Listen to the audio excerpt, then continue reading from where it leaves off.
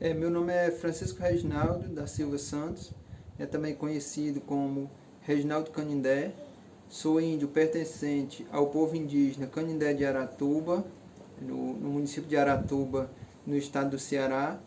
Atualmente sou professor lotado na Escola Indígena Manuel Francisco dos Santos, né, e exerço a função de professor do Laboratório de Informática da Escola Indígena. Fale um pouco, Reginaldo, sobre a aldeia e o povo Canindé. O povo Canindé ele é um povo diferente de alguns povos do estado do Ceará que vivem no litoral. Né? O povo Canindé ele é um povo que reside na serra, né? Ou seja, na serra de Aratuba, no maciço de Baturité, que faz o município de Aratuba, que faz extrema também com o município de Canindé. Então, o povo indígena Canindé ele é um povo que ele sobrevive através da agricultura de subsistência. É um povo que vem de um longo processo de migração, né, devido a esse processo histórico, a esse processo de extermínio das populações indígenas. Então, em todo esse percurso, né, na década de 80, o povo Canindé chega no município de Aratuba, no estado do Ceará, e aqui, né, ele para, né, o processo de migração e começa-se uma organização desse povo nessa comunidade, nessa localidade, né? De antemão, no início, sem essa autoafirmação étnica, porque, de acordo com as pessoas mais antigas da comunidade, né, os nossos anciões, as nossas lideranças, não se poderia falar que era indígena nesse período, porque havia um processo de extermínio dessas populações indígenas. Então, durante todo esse processo, o povo indígena Canindé ele permaneceu em silêncio, né, tendo essa retomada dessa autoafirmação étnica, né, em 1995, através do processo de luta por uma área de terra indígena, né, que é conhecida como GIA hoje, né, na atualidade a gente, né, essa conquista veio a partir desse movimento indígena, né, iniciando essa luta, e também, combinando com isso também, a abertura do Museu Indígena Canindé, que é o primeiro museu indígena do Ceará e o segundo museu indígena do Brasil. Então, é todo um processo, né, coletivo e organizacional do povo indígena Canindé, que hoje, né, possui vários mecanismos organizacionais, como o próprio museu, como a Escola Indígena Manuel Francisco dos Santos, como a Associação Indígena Canindé de Aratuba, que é a AICA, e também o próprio COLOSSE, que é o Conselho Local de Saúde Indígena, onde nós temos na aldeia também o polo base, que é o polo de saúde indígena, que atende ao povo indígena Canindé, né? Ressaltando também que o povo indígena Canindé ele reside em 2 municípios, né? Há uma aldeia indígena Canindé no município de Aratuba e também há outra aldeia indígena no município de Canindé, na cidade de Canindé. Então é um povo que ele está localizado em 2 aldeias em municípios diferentes. Reginaldo, onde você ouviu falar pela primeira vez do Covid-19?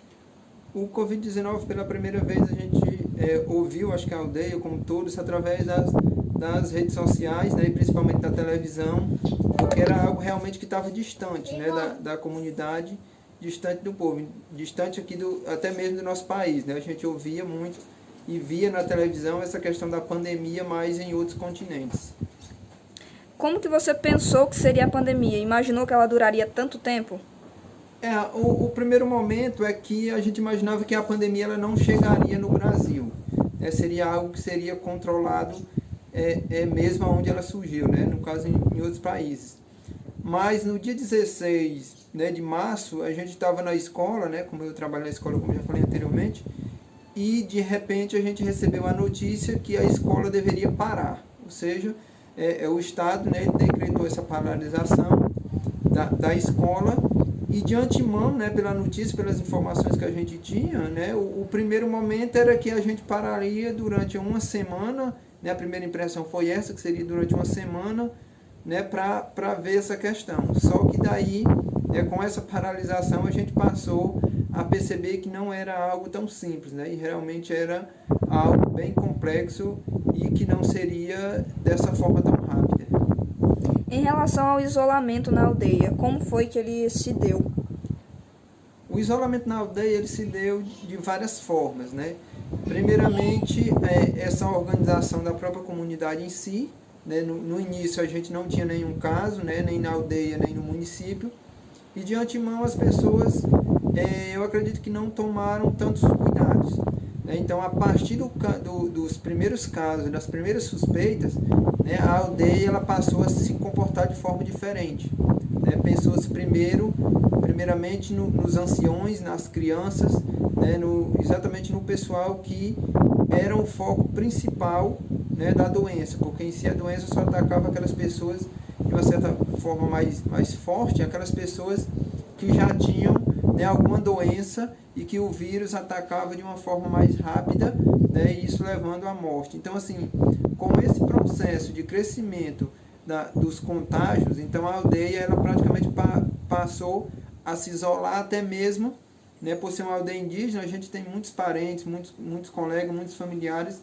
que moram em Fortaleza, e muitas dessas pessoas elas vinham constantemente à aldeia visitar os parentes, então isso de uma certa forma também foi paralisado e praticamente a aldeia ela ficou isolada, né, principalmente pela responsabilidade dessas pessoas, né, com relação a essa questão de deslocamento, porque Fortaleza no início foi o foco principal da pandemia. Quais as ações foram desenvolvidas na comunidade para combater ou amenizar o coronavírus? Durante esse processo, né, tanto a escola, como a associação, como a saúde, né, eles tiveram, e nós, como indígenas também, fizemos vários mecanismos para que essas ajudas chegassem. Né? Então, nós tivemos a ajuda da FUNAI, com algumas cestas básicas, tivemos a ajuda do CDPDH, que é o Centro de Defesa e Promoção dos Direitos Humanos, tivemos a ajuda de uma escola de Guaramiranga, né, que fez doação de máscaras. Então, assim, foram várias, né, as ajudas que a gente conseguiu. Né? Eu também participei, né, de alguns momentos onde eu arrecadei também alguns recursos para aquisição de máscaras, né, para distribuição para a população, né, para algumas pessoas. Então, assim, foram várias e várias ajudas, né? Também recebemos, acho que foram 300 litros de álcool, né, que também foram distribuídas. Então, todo esse processo foram parcerias entre a escola, entre a associação e o Conselho de Saúde, e também a comunidade em geral, que pôde fazer várias ações para estarem, né, ajudando, principalmente aquelas pessoas mais carentes e aquelas que eventualmente também contraíram o vírus. Teve algum caso confirmado na aldeia de coronavírus e você poderia relatar como foi o isolamento dessa pessoa? Ao todo, na comunidade, nós tivemos em torno de 24 casos confirmados, né, de Covid.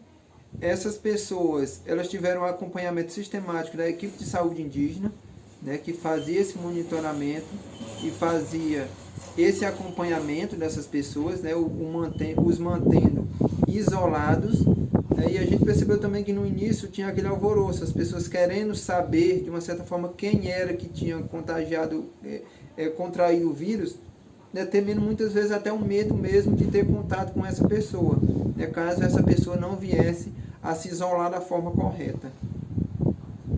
E como você, de modo particular, tem se sentido durante o isolamento?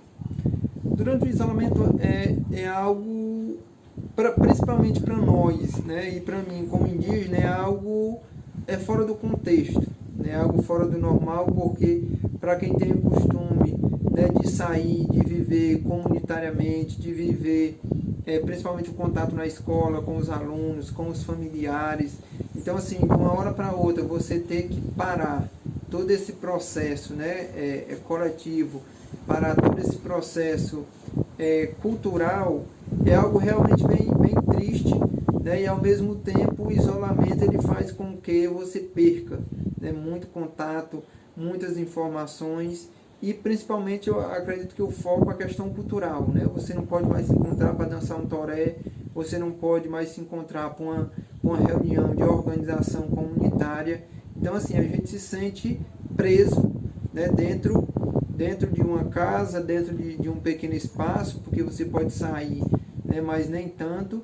E assim, é algo realmente bem complicado, né? Eu acredito que tanto faz para o indígena como para o não indígena, esse processo é algo que mexe, né, com toda a estrutura, tanto física, psicológica, como mental. Né? E ressaltando mais uma vez, principalmente para nós como indígenas, que não podemos praticar a nossa cultura diária de sair, né? Às vezes até a gente sai para ir para essa questão da mata, da caça, mas realmente é algo bem complicado. Quais atividades você fazia diariamente e não tem mais feito por causa do isolamento? Uma das atividades é exatamente essa questão da própria escola, né? Como trabalhar na escola, essa questão de você ter os momentos, né? de reuniões, de organização mesmo do povo, né? Onde a gente se reunia praticamente quase toda semana, um dia sim, outro não, para estar discutindo e deliberando, né? algumas demandas, algumas necessidades da comunidade. Então tudo isso faz com que, né, a gente permaneça parado, né, até mesmo alguns outros eventos, né, eventos universitários, eventos de crescimento intelectual também, né, que tudo isso de uma certa forma venha a ser abalado com esse processo. Acha que as coisas vão voltar ao normal ao fim da pandemia? Eu acredito que não, certo? Partindo do contexto de que eu acredito que a gente tem aprendido e vem aprendendo muito com essa questão da pandemia. Né? Voltar ao normal, voltar a ser o que era antes, eu acredito que não.